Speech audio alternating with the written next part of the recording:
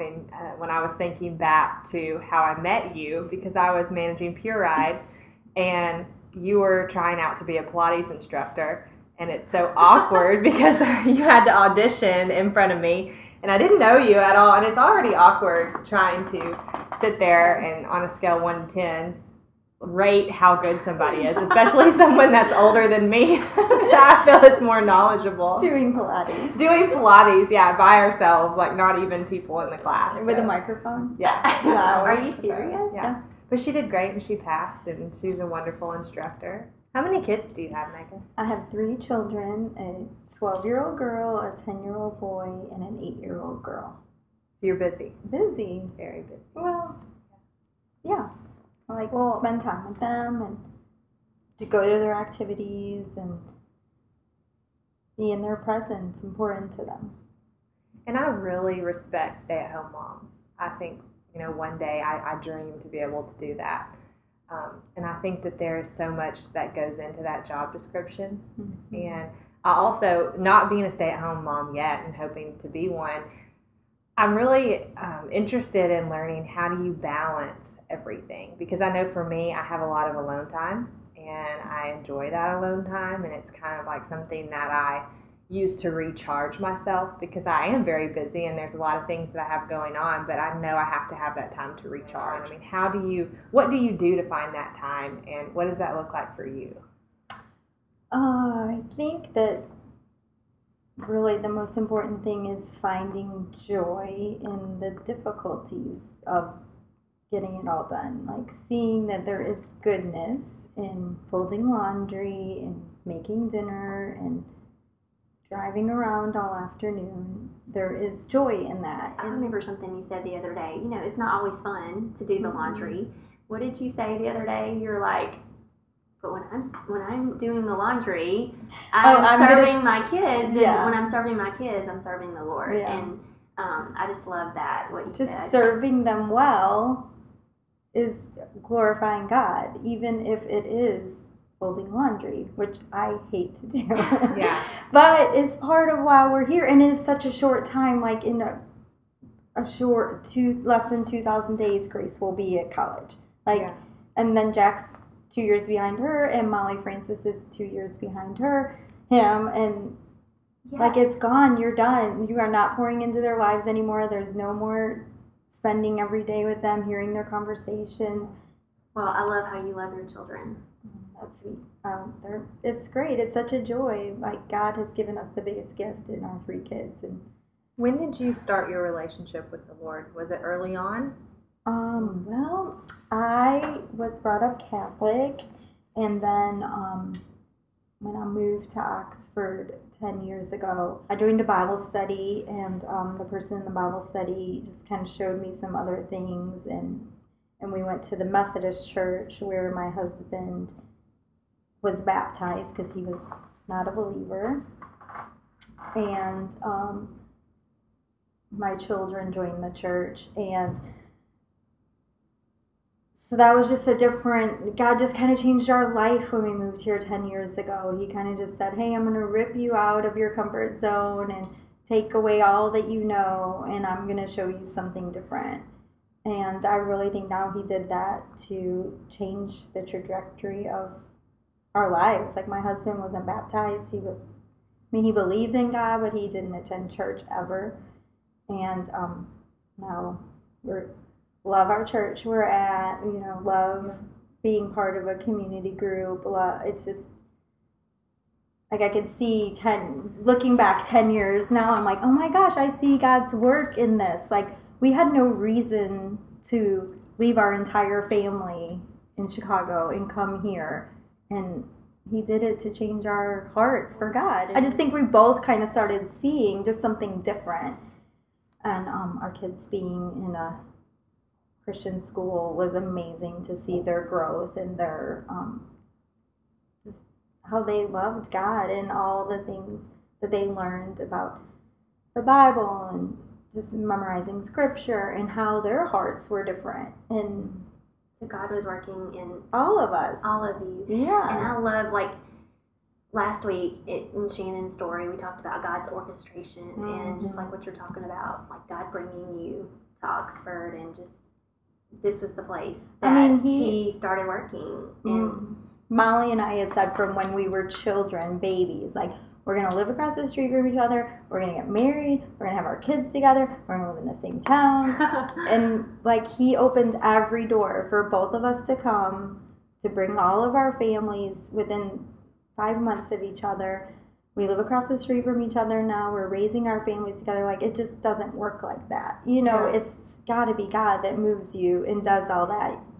Well, Allie and I have seen that with our ministry here, just with Living Out Loud. I mean, he definitely gave us this vision, and, you know, you can read our story on our website, but just, we talk about the timeline on there, but it's just been amazing to see, like, he has put this all together, and we continue to be amazed just to see him guide our steps. And it's like, he cares about every detail. If he wants it to happen and it's his plan, he just needs us to say yes, and he just does it. And he does more than we can imagine, you know. And Molly, for those who don't know, is Megan's cousin, and that's who she was talking about when they were little, that they wanted to grow up and live by each other. And I think that is so cool, because I love both of you. I think of y'all like y'all are totally different people, and you have totally different stories. But I think of y'all, the cousins, Megan and Molly. And so anyway, y'all are awesome. Y'all are always helping people. And when I think of you both, I think of you guys as just loving people and loving your kids and your families and loving God. Anyway, I think the best part is you're going to look back in 3 years or whatever and say, my goodness, God had such a plan for us we didn't even know. Because it's going to be, there's so much goodness that he's going to create from. Right. I remember, I guess it was several months ago when we were still working together at Pure Ride, and I remember you talking about a study that you and your husband, y'all were doing together with Jenny Allen about anything.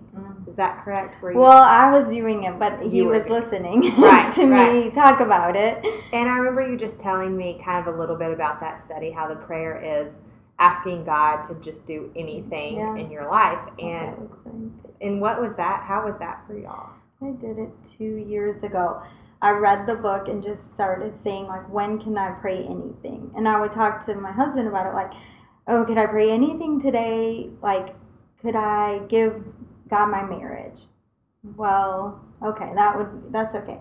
Could I give God my house? Or, okay, that's fine. You know that. But then where the hardest part was giving God my kids, because I felt like I had more control over them, because we've been raising these little babies. Right.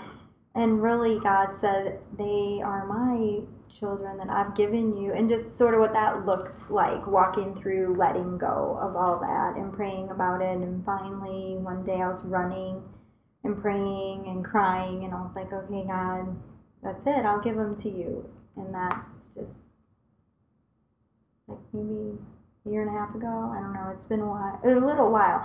So it's funny. Somebody recently said, like, oh, do you think your kids are your idol? And my husband was like, oh, I don't think you've heard her prayer about anything and her children and how she cried about it. And he was like, got real defensive, because he knew it was something I really was working on. Like, I don't want them to be my idol. I want to love them well, but I don't want them to be something that I can't surrender to. I've always heard my mom tell people, she tells people, you know, I've raised her to let her go. Yeah, absolutely. Meaning me. And I just feel like that is so incredible on her part, and I cannot imagine the surrender and all of the emotions and feelings of saying that, because that's hard. That's harder to do. It's easier to say and harder to do. And I remember the moment that she dropped me off for college. Yes. And I was 4 hours away, 4.5 almost.